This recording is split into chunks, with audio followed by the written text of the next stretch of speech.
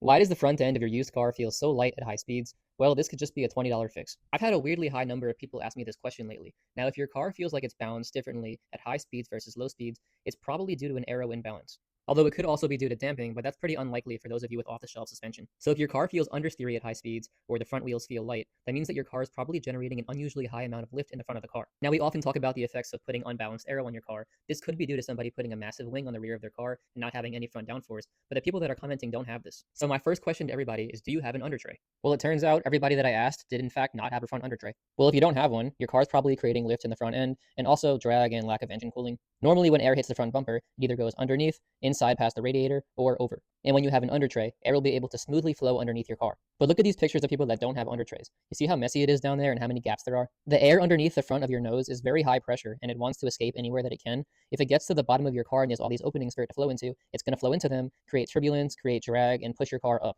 creating lift. Also, if you don't believe me, we have testimonials of people above that I found on Google just to support my point. So that covers lift and drag. But now if you have a radiator in the front of your car, mostly people that have front engine cars, you're going to want the air to flow into your bumper and through the radiator. But if you're not covering up the bottom of the radiator, air can just go through your bumper and then go underneath and not pass through the radiator, so it's not going to cool your engine. So if you guys buy a used car, I highly recommend checking to see if you have an undertray. And if you don't, install one, or just go to Home Depot and get plastic for like 20 bucks and create it yourself. Even if you just drive the car in the street, it's going to save you some miles per gallon because you're going to reduce your drag. These are good questions, guys. Keep asking me anything.